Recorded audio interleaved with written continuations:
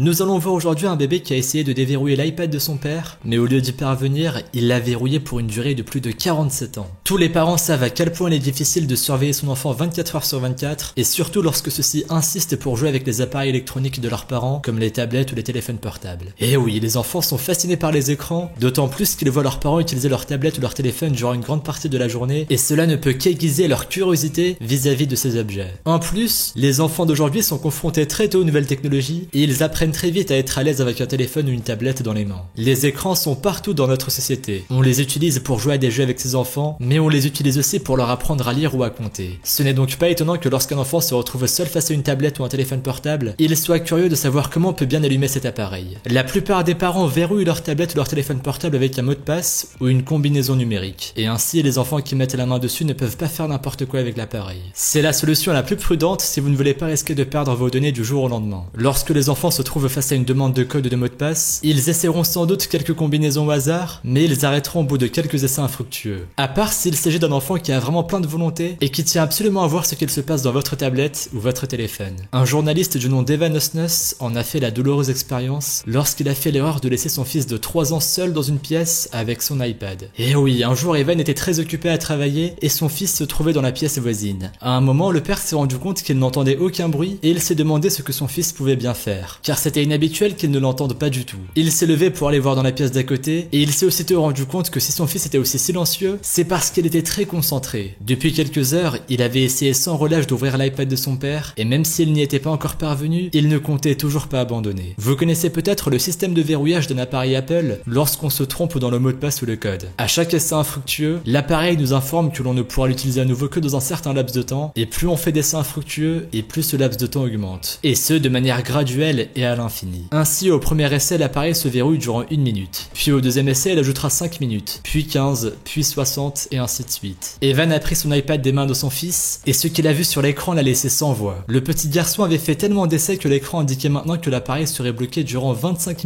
536 442 minutes, soit presque 48 ans. Autrement dit, le journaliste ne pourrait pas utiliser son iPad avant l'année 2067. Or, d'ici là, son appareil ne fonctionnerait certainement plus. Et en plus, Evan en avait besoin pour à peu près tout. Son travail, ses emails personnels par exemple, mais encore bien d'autres choses. Le journaliste a aussitôt essayé de trouver une solution. Il a pensé que beaucoup d'autres parents avaient dû être confrontés à ce type d'incident. Il a donc pris une photo du message qu'indiquait l'écran de son iPad et il l'a posté sur Twitter afin de demander conseil auprès des autres utilisateurs d'iPad. Aux côtés de la photo, il a écrit « Cela ressemble à un montage, mais c'est malheureusement à cela que ressemble notre iPad après que notre fils de 3 ans ait tenté à plusieurs reprises de le déverrouiller. » Des solutions? Evan a eu beaucoup de réponses, mais au début, il n'y avait pas grand chose qui pouvait l'aider à résoudre son problème. Certains compatissaient, d'autres essayaient de faire de l'humour en proposant par exemple de construire une machine à remonter le temps afin de sauver son iPad des mains de son fils. Dans la première réponse utile qu'Evan a reçue suite à son tweet, quelqu'un expliquait qu'il ne fallait pas prendre le message à la lettre et que les 25 536 442 minutes était en réalité une façon de dire qu'il fallait attendre encore longtemps avant de pouvoir réessayer de déverrouiller l'iPad. Malheureusement, Evan ne savait pas combien de temps et il en avait absolument besoin tout de suite. Finalement, un internaute du nom de Xavier Brochard a fourni à Evan un lien provenant du site d'Apple sur lequel la marque conseillait plusieurs options pour résoudre ce problème. Evan pouvait ainsi choisir soit de restaurer son appareil depuis iTunes, soit de le tourner en mode recovery, soit de lancer l'iPad à distance grâce à iCloud, mais toutes ces solutions malheureusement signifiaient qu'Evan allait perdre toutes les données qui se trouvaient sur sa tablette puisque celle-ci allait être remise à zéro. Or, le journaliste n'avait pas fait de copie de ces données et il ne pouvait pas se permettre de tout perdre. Finalement, à force de chercher des solutions et de recevoir des avis et conseils, Evan a trouvé qu'il pouvait passer son iPad en Device Fireware Update Mode et que cela restaurerait son appareil sans perdre ses données. Après avoir scrupuleusement suivi toutes les étapes, il a ensuite posté sur Twitter une mise à jour de son post initial afin d'informer les gens qui le suivaient qu'il avait trouvé une solution. Il a tenu à remercier tous ceux qui l'avaient aidé et il a également posté le détail de ce qu'il avait fait pour restaurer son iPad afin que cela puisse aider d'autres parents qui se retrouveraient dans le même cas que lui. Si vous avez des enfants, pensez avant tout à garder des copies de toutes les données que vous conservez sur vos appareils électroniques comme vos tablettes ou téléphones portables. Mais surtout, évitez de laisser vos enfants seuls dans une pièce avec un appareil aussi important et coûteux. Pour les enfants, une tablette ou un téléphone portable sont des jouets et ils n'hésiteront pas à les prendre dans leurs mains s'ils les voient posés à côté d'eux et que vous n'êtes pas dans les parages.